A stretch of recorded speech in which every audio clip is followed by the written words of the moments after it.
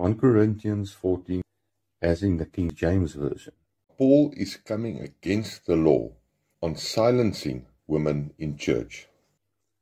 Let your women keep silence in the churches, for it is not permitted unto them to speak, but they are commanded to under obedience, as also saith the law.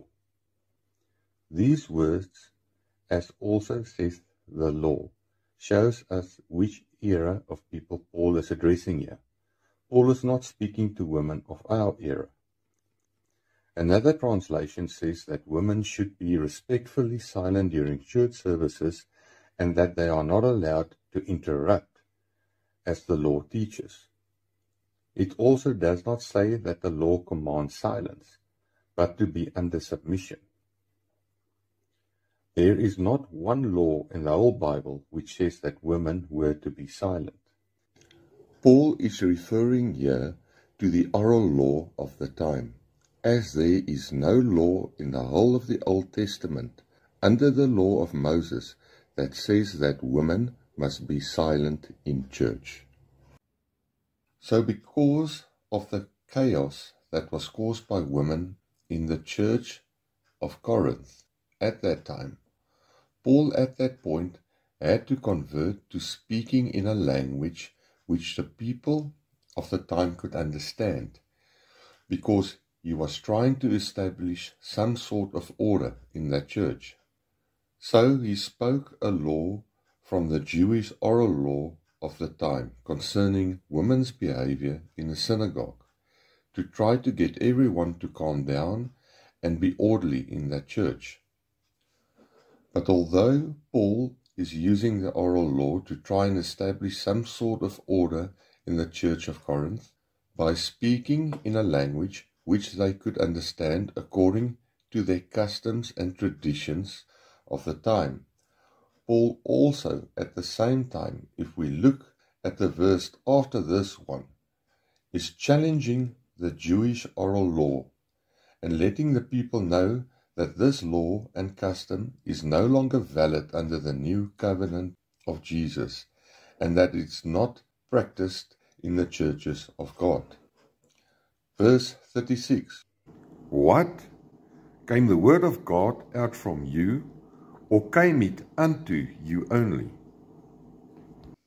Paul is challenging the oral law here. See what Paul is saying here. Paul is telling the people of the time that although he is using their own oral law against them in this chaotic situation, that their law is not the word of God, and that the word of God does not come from them or from their law. He is also telling them that the word of God also does not come unto them only, so it cannot be changed to fit their customs and traditions. Verse 37 and 38. If anyone thinks himself to be a prophet or spiritual, let him acknowledge that the things which I write to you are the commandments of the Lord. But if anyone is ignorant, let him be ignorant. Paul says here that there will be people who will choose to remain ignorant and under error and deception. But let them then be ignorant. Let them be deceived by Satan, as they don't have teachable spirits to learn the truth. In the following verse, Paul is showing his frustration with the church of Corinth. He says that whenever they gather together as a church, their services do more harm than good. 1 Corinthians 11 verse 17.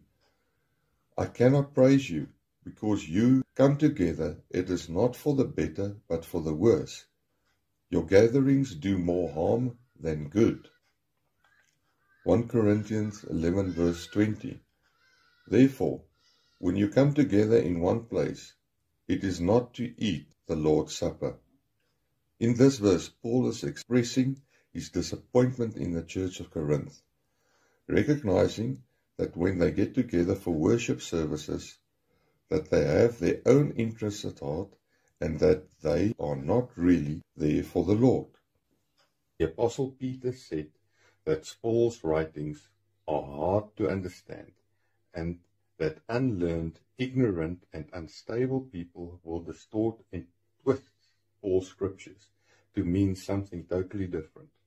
But Peter also said that it will result in their destruction, as in 2 Peter 3 verse 16.